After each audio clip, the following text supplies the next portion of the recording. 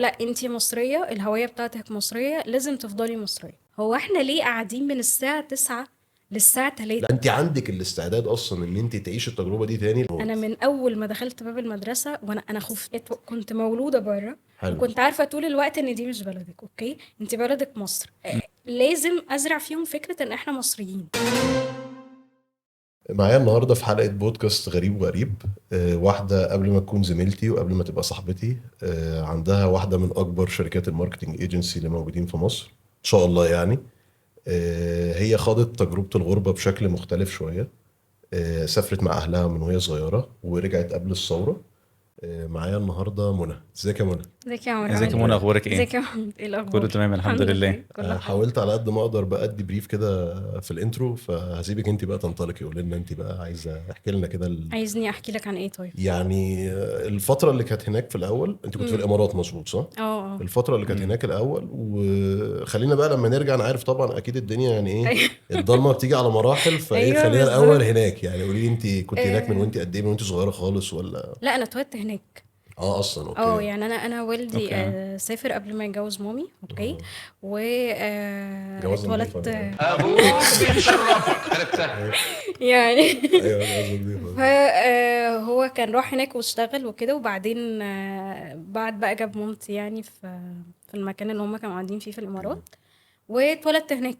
بس هو اصلا كان يعني يعني هو كان خطيبها قبل ما يسافر كان ماما وبابا اوكي. مخطوبين انت من كنت فين قبل في ما الامارات؟ يسافر. رحنا كذا مكان. اوكي. بس انا اتولدت فين؟ انا اتولدت في العين اصلا. في العين. إمارة امم العين إمارة جميلة كده ولذيذة وكلها فيلا الورد. إمارة خلاص يعني عرفنا ان حلوة. انتوا كنتوا قاعدين في حته يا عم كويسه يا جماعه. لا مش قوي كده، الدنيا تمام بالعكس. ما شاء الله. على فكرة يعني أنا من الناس اللي يمكن شوية كل مرحلة في حياتي كانت مختلفة عن التانية. اوكي. يعني أنا بابا أول ما راح هناك وكده امم كان ماسك وظيفة، بس طبعا مش زي الوظيفة اللي هو كان ماسكها قدام شوية. اوكي اه، ما اوكي. كلنا بنبدا صغيرين اه. بالظبط. امم فبالعكس انا اتولدت في العين. كان بيتنا هناك بسيط جدا، يعني ما كانش فيه اي كانتش حاجة. ناحيه الفيلل يعني كده؟ لا كان ناحية الفيلا، اوكي. بس يعني مش بس مش فيلا. فيلا. اه مش اه. فيلا. طب انت مش فيلا. يعني طالما اتولدتي هناك بقى كنت امم بتتكلمي مصري ولا لا بص، اماراتي ولا مصري، لا مصري عادي جدا. اوكي. بالعكس دي كانت من حاجة من الحاجات اصلا اللي مامي وبابي كانوا دايما بيعملوها، امم انه لا انتي مصرية، الهوية بتاعتك مصرية، لازم تفضلي مصرية. اوكي. فحتى ايفن يعني انا كان دايما خلي بالك في. قليل ده اللي بيحصل دلوقتي، ما العكس هو الناس هم كانوا حريصين على ده جدا. امم اوكي.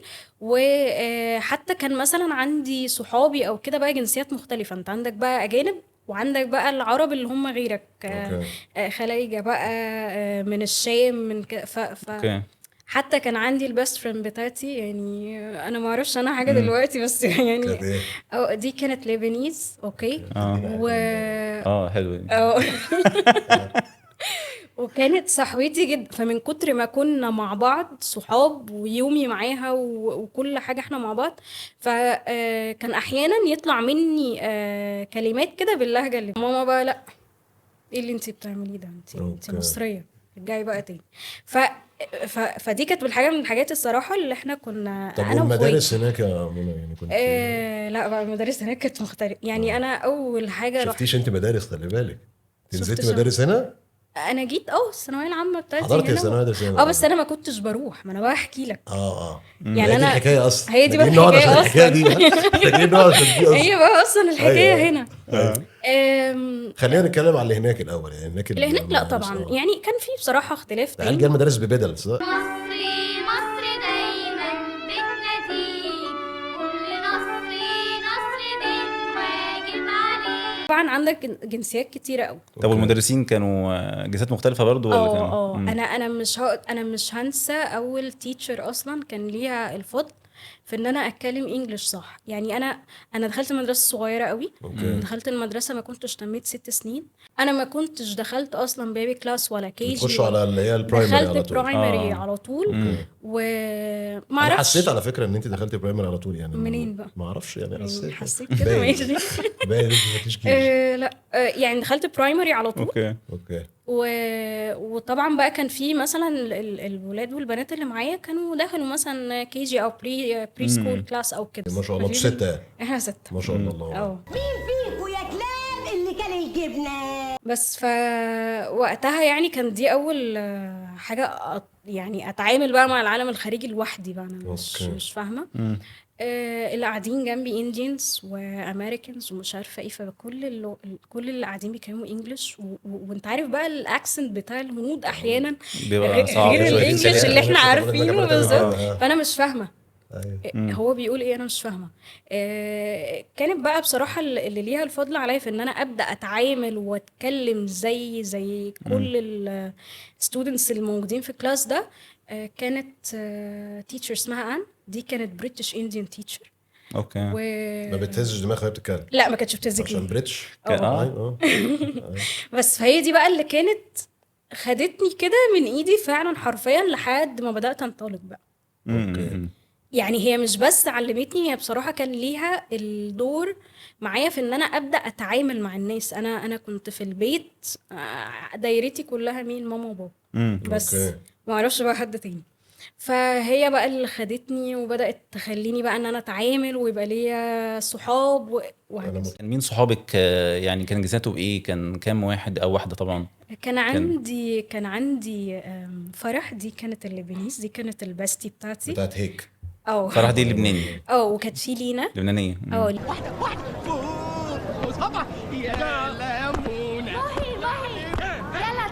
لينا دي كانت اصلا امريكان، بس هي كانت ايجيبشن يعني مامتها. اوكي. باباها سوري هو اللي مصري، ومامتها هي اللي كانت امريكان. انا بقول برضه صعب قوي تبقى مامتها امريكيه، يعني قصدي مامتها مصريه. لا دايما العكس. دول كان الباستيز بتوعي. وكان في بقى ولد دول جابانيز بس مامتهم مصريه. اوكي. كان يعني في هو باباهم ياباني دول ومامتهم مصريه. ومامتهم مصريه. ده حلو الميكس ده. دول كانوا توائم.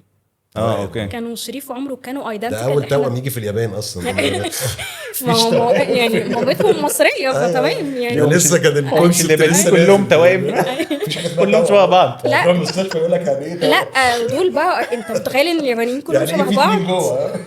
ودول بقى يعني طب وعينيهم بقى identical. ضيقه وكده ولا نازلين؟ بص الفيتشرز بقى، كل الفيتشرز بتاعت اليابانيين. يعني ما خدوش اي حاجه من امهم خالص؟ لا خدوا التوأم هم لازم خدوا أنا خلاص كفايه، هي عملت طفره اصلا صح، هناك صح. في فدول اليابان. كانوا في اليابان دول. طيب بره المدرسه بقى، يعني في الحياه بقى اللي هي في الاجازات او في الويك اندز او ايا كان، يعني كانت الحياه بقى بالنسبه لك كانت عامله ازاي؟ كان دايما تلاقوا في اي غربه، تلاقوا مثلا ايه، في تجمعات كده للمصريين، الاماكن شلل قصدك. كده. لا شلل كده فاهمني. شلل عائلات. بالظبط. اوكي. شلة عائلات كده، تلاقوا مثلا ايه، يعني انا بابا مثلا عنده صاحبه فمراته عارفه أيوة صح. مامي كان فكده بقى بينزلوا كتله. بننزل كتله. أيوة. كتله. لو بيقعدوا في الشارع وهم تعرف ان هم مصريين فعلاً، كلهم تحس ماسكين إن ايد هو بعض كده. بالظبط. يلا بينا خليكم معايا. بص تلاقي نفسك تحس ان انت أيوة. ايه، انت كده في مصر خلاص. صح، انت صح، كده صح. مش فدول برضو كانوا من الحاجات اللي مخلياني شويه قريبه للثقافه بتاعتي. ان انا في الاول ما كناش بننزل مصر كتير. اوكي. يعني بابا الاول كان شغله صعب قوي، ولا حتى في اجازات اللي هي اخر السنه او كنا بننزل كل سنتين الاول. اوكي. وبعد كده بقى خلاص كنا ممكن ننزل كل سنه، كل 6 شهور كده. لا يعني أوكي. انتوا في الاول كنتوا بتنزلوا مصر اجازات كل سنتين؟ مده كبيره. يعني انا اول مره رحت فيها مصر انا اكيد ما افتكرهاش لان ما كنتش تميت سنه. اوكي. تاني مرة أنا كنت خلاص بقى 3 سنين تقريبا حاجة كده. اوكي. فطبعا أنا في حاجات أنا مش عارفاها. طب انتي قلتي بقى ان انتي يعني عشتي في كذا اماره هناك في الامارات. فدي برضو في حته الصحاب هتلاقيها انتي، يعني اللي هو انا اصلا احنا جايين هنا وما نعرفش حد، يا دوبك كونا الثلاثه اربعه اللي احنا بنقول عليهم دول، فجاه الثلاثه اربعه دول بيتغيروا عشان خاطر احنا مش هنتحرك بيهم برضه. يعني مش وانا هنجيبهم دي بقى معانا. دي كانت، انا كنت محظوظه ان المدرسه التانية لما نقلت صحابي كانوا معايا في الاماره الثانيه. لا دي مش لا. حظ كده. لا هو كده هم كانوا متفقين. لا ما بس كان موضوع مقلق. هي كانت صدفه. هي كانت نفس المدرسه بس كان ليها برانش في العين. اوكي. وبعد كده لما نقلنا كان ليها برانش في دبي. اوكي انت رحت العين ودبي وايه كمان؟ والشارقه وعجمان.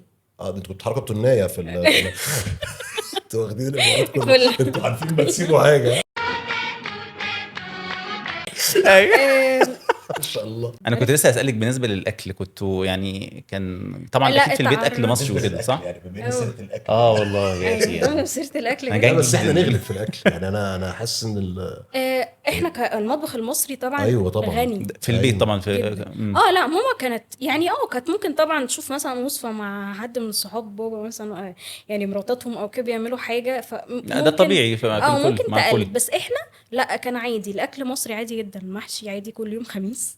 كل يوم خميس ده عرف. كل يوم ده اساسي. ده حلوه ده دي. اساسي. لا ده لغايه أساسي. دلوقتي ولا الدنيا ماشيه ازاي؟ والله لغايه دلوقتي حلو عايزين قوي محشي. والله. يا ريت ناكله والله. بس. كنا طب اتصورنا إحنا على خميس ده. فكرة ساكنه فين يا منى عشان زهراء المعيدي هنا ايوه قريب. طب حلو قوي. احنا نتصور خميس ده. الخميس الجاي ان شاء الله هتلاقيني عندك ان شاء ان شاء الله. الله تنوري يعني. طيب بس. يعني لكن بقى بره المصري يعني يعني انا عايز اعرف انت كنت باكل الحاجه اللي انت يعني انت كذا جنسيه من اصحابك، الحاجه اللي هو مثلا لا انا عايزه الريسيبي بتاعت دوت انت كلتيه مثلا في بيت حد من أيوة. اصحابك قبل كده، فلا انا عايز اكل ده. أنا فرح. ماما انا اكلت أقول لك يعني في كانوا مثلا بيعملوا عند إيه؟ الاردنيين دول في مره اللي هي البتاع المنسف؟ لا المقلوبة؟ المقلوبه طبعاً. مقلوبة، طبعاً بحبها هي جدا. هي اردنيه تقريبا. أنا مش المقلوبه عارفة هي الأوريجينز شاميه بتاعتها عموما إيه يعني الصراحة. اعتقد يعني أصلاً. لقيت جاي حد جايب الحله كده وفجاه راح قالب البتاع. مين ده؟ مين ده؟ جدا هي في حاجات كتير قوي والله. بس هي حلوة جدا. ما انت ما تعرفش انا تاكل ما إيه، كلت ما فأنت تست- انا عمري ما بتاكل. اكلتها. ليه؟ ما أكلتهاش. ازاي؟ على فكرة هي بتتعمل في بتتكلش، مصر بتتظبط. كتير. انت ما بتاكلهاش، هي انت أكلتهاش. بتاكل الحاجه تقوم بلاها على طول. بس هي أكلتهاش. طبعا لا هي طعمها يعني لا هي حلوة جدا. يعني انا لو قلت لامي اعملي مقلوبه دي هتقلبني يعني. هي فيها حاجات كتير جدا بجد. تقلبني انا شخصيا. على فكرة يعني سهلة. فيها مثلا والله سهل ودخلت تتعمل. هجيب كارفور معايا قاعده في البيت فلا الحاجه اللي انت الاكله اللي انت كلتيها في بيت حد مثلا من صحابك او كلتيها أو في حتى التجمعات بره. يعني في التجمعات كلتيها في البيت بره في مثلا لا رجعت مطعم. أنا عايز اكل دي. المكدوس. لا المكدوس ده المكبوس؟ ده مكدوس. المكدوس ده ايه ده عارفين البتنجان بتاعنا اللي احنا بناكله؟ انا عارف البتنجان عادي هو بيكدسوه بقى. زيه بس بيحطوا فيه مكسرات. طب خليني بقى اخدك يعني ترن التانية بقى. بقى اللي هي الايه بقى عارفه فيلم الصدمة. انا بين التاني اللي هو بتاع صدمة الممول بقى. الحقيقي الباور أيوة، فاميلي. دي بقى كانت انت قلتي في صدمة. ثوره صح؟ في الثوره في 2011 قبلها يعني قبل قبلها الثورة. على طول 2010 2011 مثلا. لما جيت انا مبدئيا كده اصلا احنا كنا بننزل اجازات بقى بعد كده، حلو. بس كنا في خلال يعني ما كنتش بتحرك بره بيت جده. لا على فكره بقى انا اصولي اصلا من حلوان اساسا. اوكي. فكنت بروح يعني هي كنا طبعاً بننزل. عشان جاية من الامارات فاكره ان حلوان دي يعني محافظه. احنا عندنا حلوان لا دي ما انا محافظه ما دام انا منها. صح خلاص. تكرم لاجلك بس. ماشي. بس فانت برضو متخيل تخيل حلوان عشان أيوة. لا انا حبيبي محمد ابراهيم من حلوان برضه ايوه هو قاعد يقول لي انا ما كنتش اعرف غيره من حلوان كده انا اعرف اتنين من حلوان. شفت بقى. صح فهي تجمعات عائليه اكتر مش تجمعات عائليه بس مش بتحتكي قوي بالناس بس لما جينا بقى خلاص بقى احتكاك. ليه؟ انا اولا بنقل ورقي ففي مشاوير بين السفاره المصريه حاجات بقى. فانا بالنسبه لي لما كنت بروح مع مامي كان بابا وقتها لسه ما نزلش بقى نهائي، يعني احنا نزلنا وبعدين بابي نزل. فكنت بروح مع مامي مثلا الاماكن الحكوميه دي وكان معانا جده. كنت بدخل بقى الاماكن دي، ايه ده؟ ايه الزحمه دي؟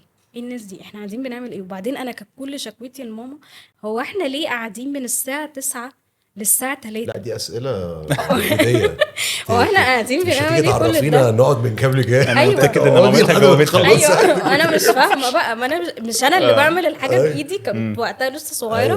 فمش انا اللي بعمل حاجه بايدي، فانا مش فاهمه بقى. وتلاقي الناس يعني هو مفيش حد بيمشي، هو انت بتخش جوه هو نفس ثقب الناس. اسود هم كل الناس جواه خلاص. هم نفس الناس. ممكن تطلع على فكره تلاقي العالم اتغير، تلاقي الدنيا في 2018 الحياه اتغيرت. فهو نفس الناس تمام. أيوة. وانا مش فاهمه.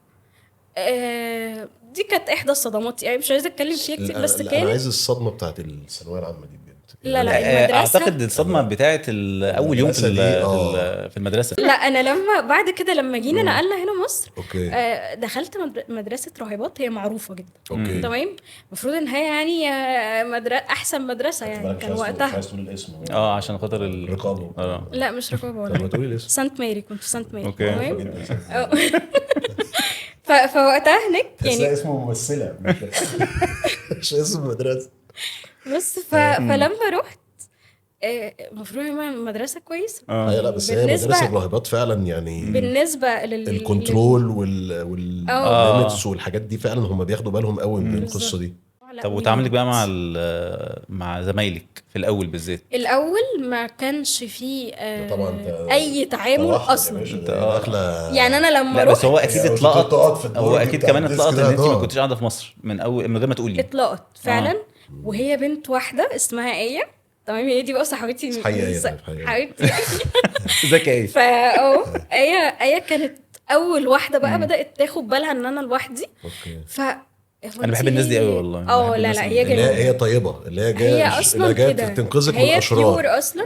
وهي برضو كانت اتعرضت لحاجه شبه كده شويه على حسب ما افتكر، يعني هي برضو سافرت شويه بس رجعت يعني في وقت بدري عن ما انا رجعت فيه. اوكي. فهي بقى لاحظت ده، انتي لا مش بتقعدي معانا ليه، انتي مش عارفه. فبدات بقى ايه تخلق لا واحنا جو. المدرسه دي صعبه قوي يعني. لا كان الوضع صعب. مم. فبدات بقى تخلق جو انه ايه يبقى فيه صحاب. بس أوكي. برضو انا ما كنتش مندمجه، مش قابله الفكره. انا مش عايزه انزل من لا بيتي. وهناك انت كنت بتنزلوا تروحوا تقعدوا في مكان تجمع المصريين. هنا أيوة. بقى يا باشا انت هنا انا في مصريين حقيقيين هم بقى. اصلا احنا هم بنتجمع أيوة كلنا سوا بقى.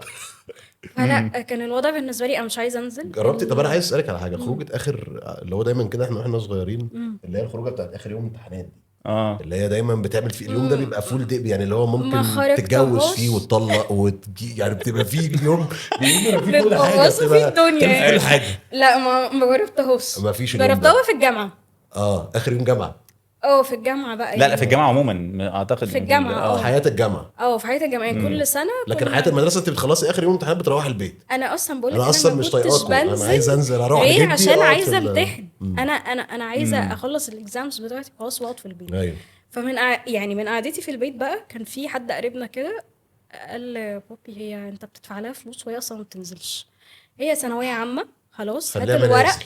هات لا مش منازل. هات الورق وهنقلها مدرسه اكسبيرمنتال بقى اللي هي يعني انت ما التجريبيه. كملتيش لغايه لا مش لغايه لا ما الثانويه. هي اصل فعلا يعني الفرق ما بين مدارس الراهبات والمدرسه التجريبي اكيد طبعا فرق كبير يعني. فانا انت كده وكان انت ساعتها في مصر بتنزليش. كانت اعلى حاجه تقريبا هي مدارس الراهبات، ما كانش فيه بالظبط. ليفل اعلى من كده في بالظبط. 2010 2011 ده. بالظبط. قال لك بقى نوفر ما هي قاعده في البيت وخلاص نوديها تجريبي. ودي بس انت بقى عارفه انت كانت لو كنت رحت مشكلة. المدرسه التجريبي لا دي انا رحت راحت بقى ايه ما التجريبي. راحت. انا عايزه اقول عايزين لك نبقى بقى، نشوف. دي بقى كانت بص التجريبي. وطبعا ايه ما كانتش موجوده. ايه ايه ما بقى كانتش خلاص ما هي موجوده. هناك بقى هي بقى كانت في سانتا. لسه في سانت كملت. ماري. أيوة. كنا اصحاب بس يعني ما لا ما مش اول في ما المدرسة. هتلاقي برضه بدات تغير بقى تقول لك دي راحت تجريبي. لا. تحيش ايه. لا ولا اللي راحت تجريبي بقى. لا دي بقى دي كارثة. زحليقه دي ها. انا لما رحت طلع قرار وقتها انه لازم بقى الناس تحضر، لازم تروحي المدرسه. لازم بقى اروح يعني على قصدي. ما شاء الله يعني هي نازله. ايوه نزلت بقى مم.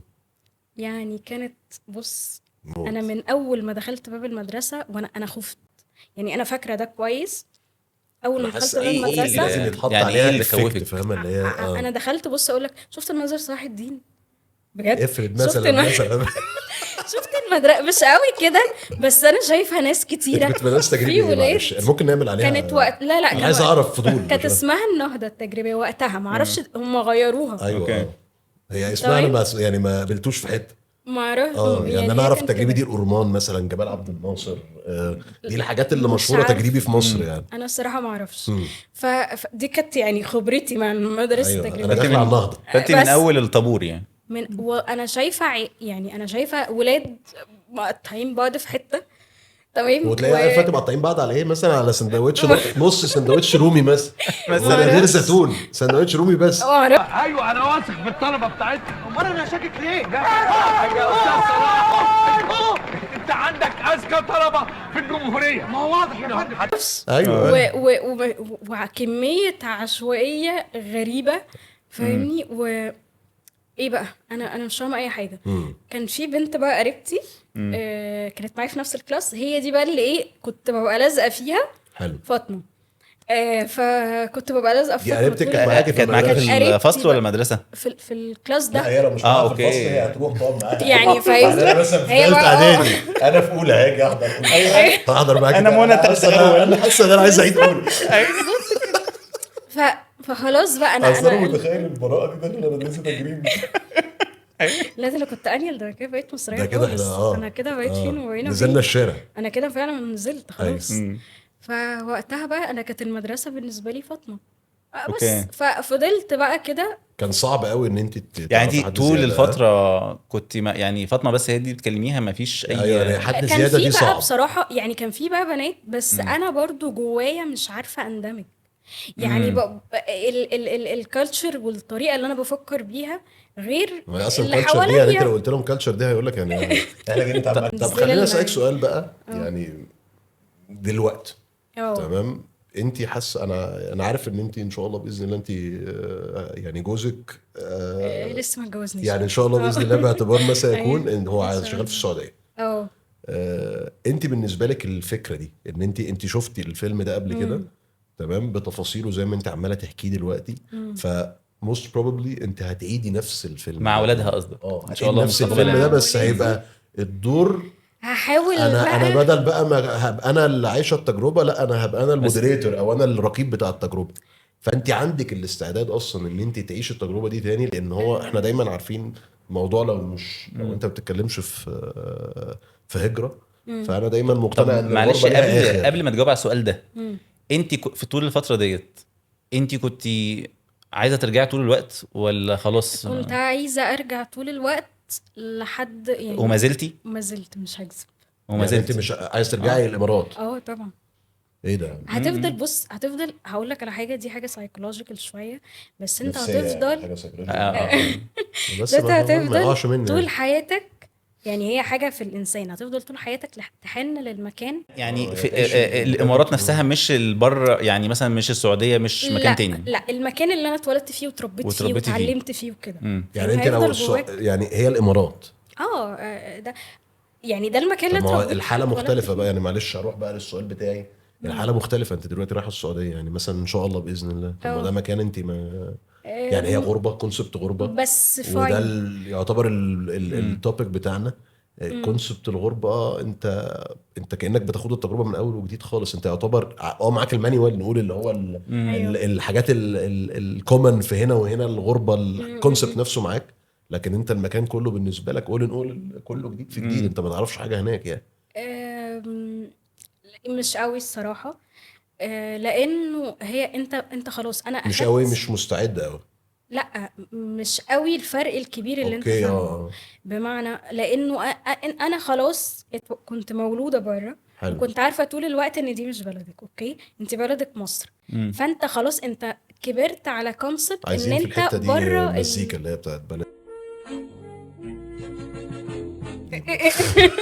دي لازم. يعني انت كبرت على كونسبت ان انت انت اتولدت هنا بس you belong كلنا كده على there. فكره، حتى وانت آه. شغال يعني. وانا شغال بره، وانت هتلاقيك وانت شغال بره، اه انت بيبقى في حته كده مجرد ما بتبقى حجزت تذكره الطيران بتحس ان انت ايه ده انا بالظبط. ده انا روحي رجعت لي، انا راجع مصر. طب ما سبت مصر ليه يا ابني من الاول؟ ما حدش ايوه صح. اكل العيش. صح والله العظيم. طيب السؤال بقى اللي عمرو ساله، هل انت بقى خايفه مستقبلا ان شاء الله في اولادك المستقبلين ان شاء الله من لقطه بتاعت خدت بالك من المستقبلين؟ انت جسمك دلوقتي مليان سميات. سميات؟ ايوه سميات. دي المستقبلين. مخلصه دي أيوة. لزوم القعده. أيوة. خايفه من نفس اللقطه بتاعت الشوك اللي هم ممكن ياخدوها لو هم بعد كده نزلوا مصر تاني؟ بص هحاول بقى على قد ما اقدر ان انا امينيمايز الجاب دي. ازاي بقى؟ ازاي؟ يعني انا في الاول زي ما قلت لكم كنا بنقعد ممكن سنتين انا ما انزلش مصر. انا ممكن كنت انسى شكل اهلي. يعني انا مش ممكن، انا فعلا كنت بنسى. يعني كلمه فاهمني؟ بالرويه قوي دي. مش بالرؤية، بس دي حقيقة. لان انا كنت صغيرة. خلاص انا صغيرة. جيت مثلا مرة وانا 3 سنين، مرة بعدها لا 5 وهي سنين. بالذات حته الاطفال كمان بالذات وانت صغير بتفرق قوي في حته الجذر طبعاً. بتاع العيله في الاعياد هم والكلام ده فعلا بالظبط. بيفرق جدا في فاحنا تكوين برضو الشخصيه يعني. اتربينا على كونسبت انه احنا في العيد احنا يعني ما كنتش فاهمه قوي جو العيد بتاع العيله بقى أيوة صح. وكده الا لما جينا بقى واستقرينا هنا. فبقيت اقول لماما لا، ده في فرق. يعني احنا هناك العيد اشيك بس مش زي انا عايز هنا. اقول لك يا منى، عايز اقول لك يا محمود ان انا قعدت متغرب 6 سنين. انا ما فيش ولا عيد عرفت اقضيه هناك. يعني انا كانت تذكره الطيران انت كنت بتروح في كنت العيد لازم تنزل انزل مصر. في هو العيد. ما اقدرش على يعني فكرة انا بجد ما احمد كنتش يعني بقدر. احمد خطيبي برضو كده، ايوه لا انا هو ما بقاله كنتش مثلا بقدر. 10 سنين بره او هتلاقيه حاجه. بيرجع مرتين في السنه، ده بالظبط. اكيد اللي هم بتوع عيد الصغير وعيد في الكبير. العيد لا لازم ما اقدرش. لازم. بص دايما في حاجه ده مختلفه بجد فعلا. في ايوه حاجه دي دي حقيقه حقيقه. دي حقيقه. ريحه الظفر العيد ده- الكبير، ريحه الكحك في العيد لا بجد أيوة. والله. عيد فرحة يا سلام، كل سنة وانتم طيبين. يعني ما قضيتش رمضان في مصر قبل ما نستقر هنا، بس يعني فعلا الجو بتاع العيلة في العيد وانا برضو لما يعني الله يرحمها جدتي يرحمها. وجدته كانوا دايما حريصين على فكرة ان بقى عمتي يجوا في العيد، بنعمل كحك، بنعمل فاهم الحاجات اللي هي المصرية اللي بتحصل في اي بيت. فانت الجو ده نزلتي بالصاج وبتاع يا منى ودي لا، الفرن؟ لا دي حاجات مصريه قوي دي.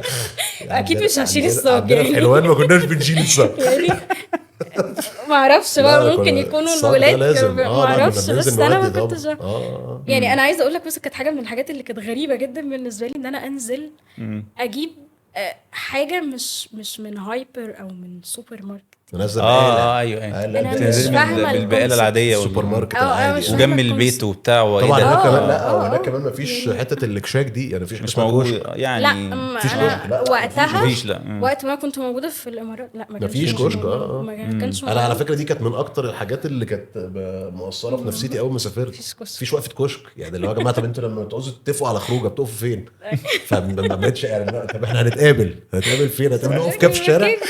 بقى دي وقفه غريبه جدا مريبه. اي حد معدي يقول لك واقفين كده ليه؟ طيب نرجع بقى للحته دي. انت بتقولي هتحاول تقلليها شويه، اللي هو يعني مثلا ينزلوا اكتر يعني. ينزلوا اكتر، يبقى في احتكاك اكتر يعني بينهم وبين بقى اهلهم هنا بقى، سواء اهل باباهم حته أو الاجازات دي أهلي. هتحاول على قد ما تقدري ان انت بالظبط. لازم برضو هعمل حاجه من الحاجات اللي ماما عملتها، انه لازم ازرع فيهم فكره ان احنا مصريين اوكي. يعني wherever you are، بس انتوا برضو ايه. طب هل انت شايف ان الموضوع ده سهل؟ مش سهل. وانت بره مش سهل خالص، بس انا كبرت عارفه ان انا مصريه يعني. لا بس خلي بالك ما دام هي شافت الكونسبت وهي صغيره هتعرف توصله لعيالها. بالظبط. فاهم يعني. هي الفكره ان انت لما بتشوف حاجه او بتشوف يعني الفيديو حاسس الموضوع بيبقى هيبقى سهل. صعب شويه، لان هو في طبعا الاخر مجهود. يعني هم مش في الفكره البلد. كلها يعني الفكره كلها ان انت تبقى عايش بره اصلا. حته التربيه بعيد عن العيله وبعيد عن الكلام ده كله الدنيا بتبقى صعبه. بالظبط. انا مبسوط جدا والله العظيم بالقعده اللي انا قعدتها أكتر. معاك دي يا منى. والله أنا بجد كمان. حاسس ان الدنيا يعني الوقت خدنا. انا متشكر ليكي جدا ان انت نورتينا النهارده، ويا رب تكوني انبسطتي. انبسطت جدا وقبل بس والله. ما اقفل يعني انا عايز منك تقول لنا رايك بمنتهى الامانه في القعده اللي انت قعدتيها. حاسه ان الاسئله اللي انت اتسالتيها فعلا ممكن تكون مفيده لحد، سواء مثلا زوجه مسافره مع اهلها مع جوزها او مثلا ست مثلا مسافره تاخد تجربه غربه بره. شوفي انت عايزه توصلي تقولي لي ايه. ومايك معاكي بقى يا باشا. لا طبعا يعني اللي احنا عملناه ده يمكن شويه احنا خدناه بشكل كوميدي شويه، بس هو فعلا بيريليت حل ناس كتير قوي منا. صح. يعني في ناس كتيرة قوي زي اتولدوا بره وبعد كده جم كملوا هنا في مصر، اكيد عاشوا نفس اللي انا عشته. في ناس كتيرة برضو يعني انا يمكن واحدة منهم شوية وهتجوز ومثلا هسيب مصر. أوكي. فبرضو في يوم من الايام هبقى فهبقى عايزة ان انا على قد ما اقدر ما خليش الهوية بتاعتنا احنا كمصريين تتشال من ولادي. فلا يعني بالعكس الاسئلة كانت يعني بتريليت قوي. خلي بالك احنا قاعدين معاكي قاعده حبيني يعني ما بصيتش في أنا حاجه. حطيت بس البتاع البتاع دي دي عمال العب بيها كومي. لا وانا انا خدت بالي. تقريبا ما عملتوش حاجه من الكلام اللي خلاص. شويه سؤال بالحاجه. لا العلم هنا كله هنا طبعاً، مش هنا طبعاً. خلي بالك. مبسوطين جدا يا منى والله ان أنا انت أسعد نورتينا والله. النهارده ميرسي. شكرا يا منى والله على وقتك. لا في محمود على ايه. ميرسي. شكرا جزيلا. ميرسي.